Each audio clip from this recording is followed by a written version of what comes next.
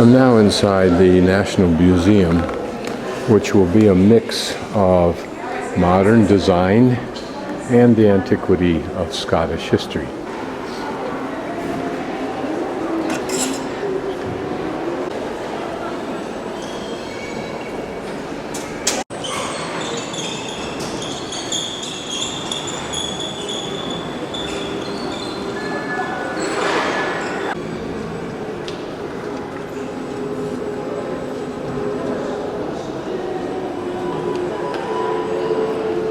And to pump water out of the mines, the coal mines, which allowed a rebirth of the coal mines and an explosion of the Industrial Revolution.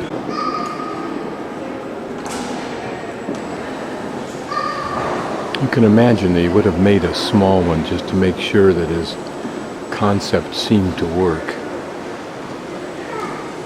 But how many innovations does this primitive machine reflect that we will never know of? This is Dolly, the first cloned sheep.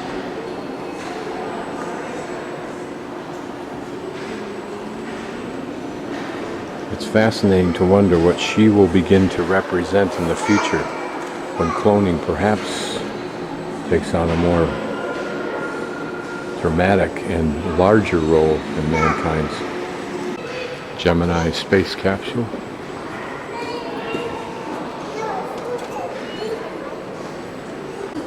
Unique because it was designed to land in the desert, ergo the wheels and landing gear.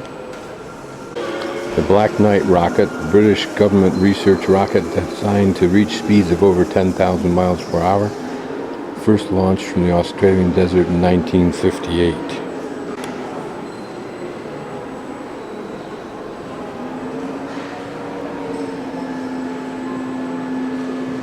I wonder if these are side thrust rockets.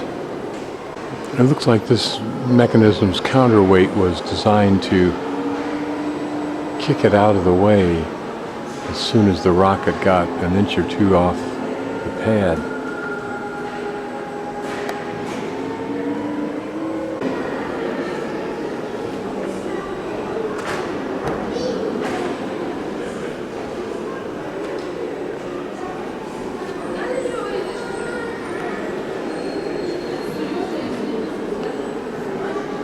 Even the heat radiators here are interesting. I don't know if they're historical. Here an interesting little rig, whatever it was for. A helicopter plane.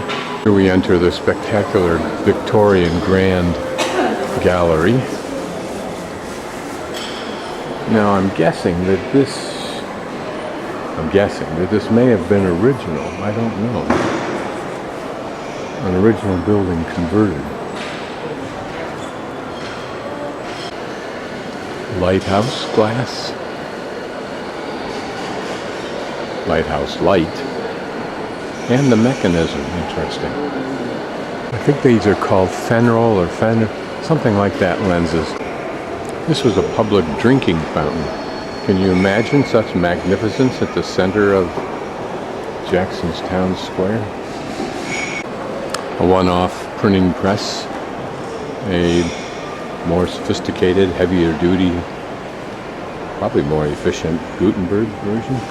This beautifully carved vessel is in fact not a boat, although it looks like it would be a beautiful boat without the legs, but is a feast bowl from one of the Cook Islands in the South Pacific.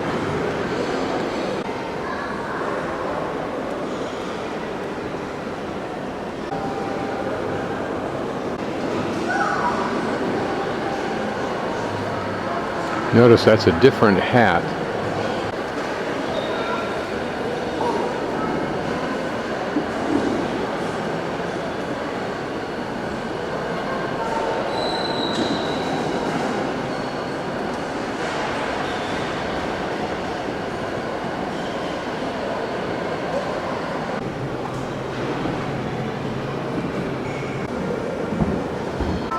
It's called a deer, but those certainly look very moose-like, with the paddle-like antlers.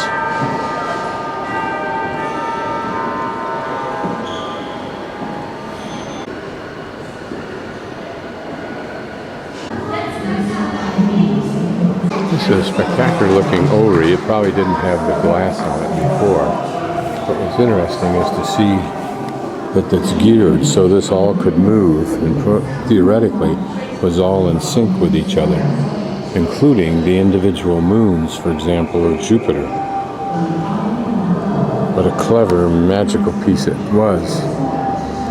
And it seems to suggest that that system of moons around that planet, whichever it is, has a different axis than these others, which are portrayed as vertical in the scheme. And here another kind of Ori, if that's how you pronounce it, mechanized. This must be Jupiter way out at the side with its moons. An early astrolabe. And this may be the one that's from Spain, Safar, Cordova, Spain, 1026 to 1027, reflecting Muslim control of Spain at the time. This is thought to be a meteorite found in Sweden, and it fell perhaps 800,000 years ago during the last ice age, and apparently there were several parts of it have been recovered. This is a display of various pieces that have been recovered that fell from space. Notice the different forms, physical forms of them. Some modern sextants and some old ones.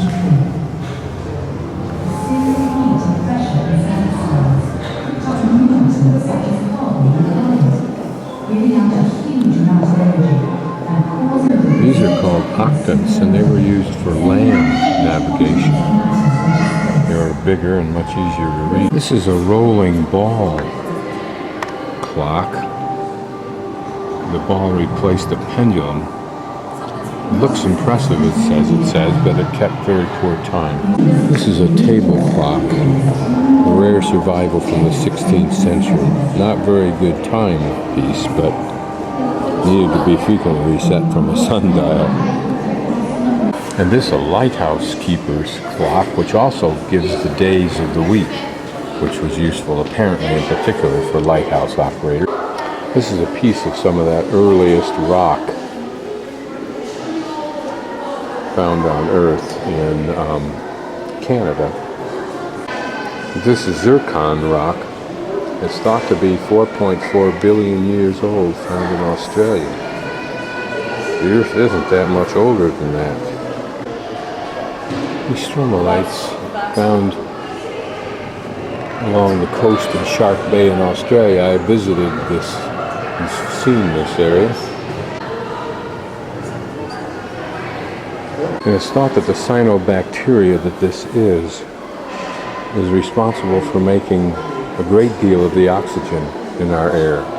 Now that's a big crab that would scare the bejesus out of you, I would think, depending upon where you encountered it.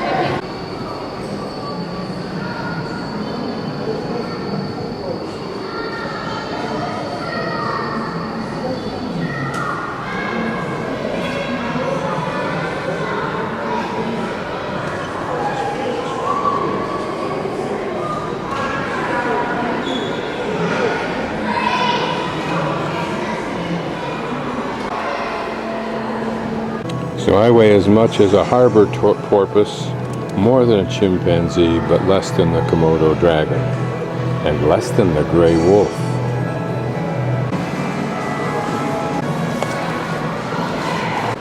I've never realized this about horns. The elephant's tusk is actually an incisor tooth, feels nice and smooth. The narwhal tusk is actually an incisor tooth also, but it feels corded as though it were made of cord, twisted. Here the elk with its bony horn, and here the great kudu with its keratin horn, that's called. And you can see it has that look of some horns.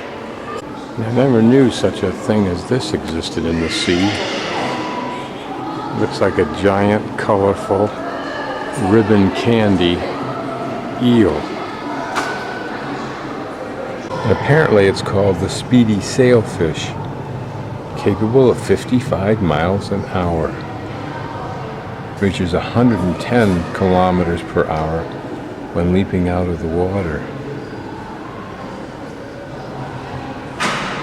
I think the description was for that fish. I don't think there is a description for that one. But I'd like to find out more about that one.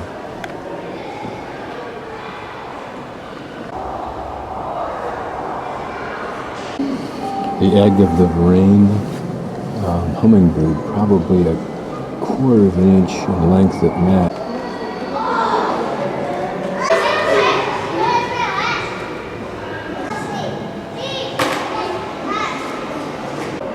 This is a thunderbird mask, one of the tribes of British Columbia. I don't think it's a tlingit, that was more in Alaska. Here this whole headpiece opens up to display a human face.